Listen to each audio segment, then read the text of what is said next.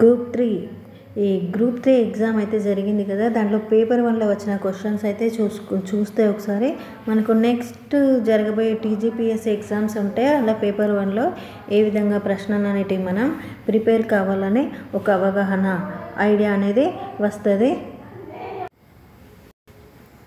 2024లో భారత రాష్ట్రపతి 4 ప్రముఖ భారతీయులకు భారతరత్న అవార్డులను ప్రదానం చేశారు. ఈ క్రింది వారిలో అవార్డు గ్రహీత కాని వారు ఎవరు? ఇందులో 4 ఇక్కడ 1, 2, 3, 4 ఉన్నాయి కదా. ఇలా 3కైతే ఆ భారతరత్న అవార్డు ప్రదానం చేశారు. ఒక్కరైతే కారు. ఆ కానివారు ఎవరు అనేది చూడాలి. ఎవరు ఆన్సర్ ఏంటి అంటే కానివారు ఎవరు అంటే అటల్ బిహారీ వాజ్పేయి. ఇక్కడ చరణ్ సింగ్, ఎంఎస్ స్వామినాథన్, కర్పూరి ఠాకూర్ వీళ్ళకైతే భారతరత్న అవార్డు ఈ 2024లో వచ్చింది. ఇక్కడ చూస్తే 5గురికి భారతరత్న అవార్డు అయితే వచ్చింది 2024లో. ఎవరు అంటే కర్పూరి ఠాకూర్, లాల్ కృష్ణ అద్వానీ, పివి నరసింహారావు, చౌదరి చరణ్ సింగ్, ఎంఎస్ స్వామినాథన్. ఈ 5గురికి 2024 భారతరత్న అవార్డు అయితే వచ్చింది. నెక్స్ట్ ఇక్కడ 7th క్వశ్చన్ చూస్తే ఆస్కార్ అవార్డు 2024కు నామినేట్ చేయబడిన డాక్యుమెంటరీ చలనచిత్రం టు కిల్ ఏ టైగర్ యొక్క దర్శకుడు ఎవరు? ఆన్సర్ ఏంటి అంటే నిషా పహూజా. నెక్స్ట్ ఇక్కడ 16వ క్వశ్చన్ చూస్తే క్రింది వాటిలో దేని రాజధాని నగరాన్ని శ్రీ విజయపురంగా పునర్నామకరణం చేశారు? ఆన్సర్ వచ్చేసి అండమాన్ నికోబార్ దీవులు. మనం రోజు పేపర్ అప్డేట్స్ అనేటివి చదువుకుంటే ఈ జీకే క్వశ్చన్స్ మీద ఆన్సర్ అయితే చేయగలుగుతాయి. ఇప్పుడు చెప్పినవన్నీ జీకే క్వశ్చన్స్. 17వ క్వశ్చన్ కింది వాటిలో 2024లో ప్రకటించిన 70వ చలనచిత్ర అవార్డులలో 2022 సంవత్సరానికి గాను ఉత్తమ డాక్యుమెంటరీ అవార్డు పొందినది ఏది? Answer Murmurs of the jungle.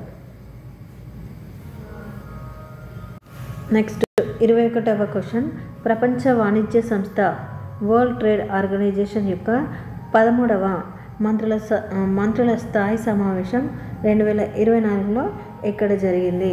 Answer వచ్చేసి అబుదాబి. నెక్స్ట్ క్వశ్చన్ వచ్చేసి ప్యారిస్ ఒలింపిక్స్ 2024లో సాధించిన పథకాల సంఖ్య ప్రకారం కింది దేశాలను వాటి ర్యాంకులతో జతపరచండి. China, USA, Australia, France. ఇక్కడ ఏకి ఏమొస్తుంది అంటే 2. చైనా ఇక్కడ ఆన్సర్ ఇది.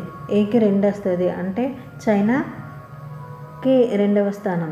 నెక్స్ట్ ఉన్నది ఏంటిది? బి యుఎస్ఏ అంటే 1 అంటే మొదటి స్థానం.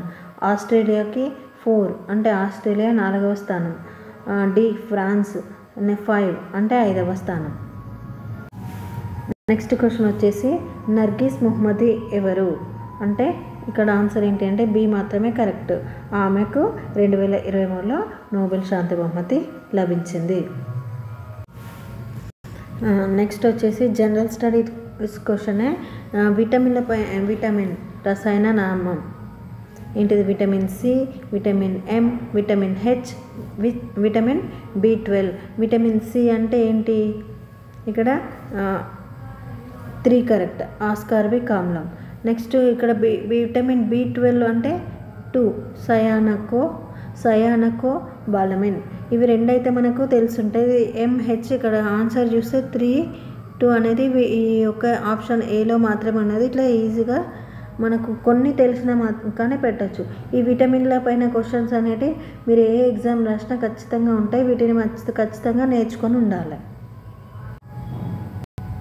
నెక్స్ట్ 39వ క్వశ్చన్ చూస్తే క్రింది వాటిలో డాక్టర్ వర్గీస్ కురియన్ దేనికి రూపశిల్పిగా ప్రసిద్ధి చెందారు?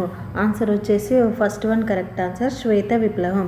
నెక్స్ట్ ఇక్కడ పసుపు విప్లవం, నీలి విప్లవం, గులాబీ విప్లవం వీళ్ళ రూపశిల్పి కూడా మనకు తెలిసి ఉండాలి. నెక్స్ట్ 40 క్వశ్చన్ ఏ విటమిన్ లోపం వల్ల పెల్లాగ్ర వ్యాధి కలుగును? Answer niacin B3.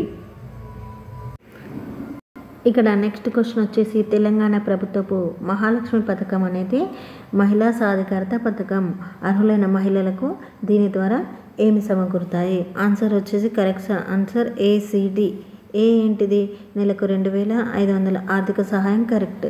సి ఏంటిది? 500కి గ్యాస్ సిలిండర్ లభ్యత, ఇది కరెక్ట్.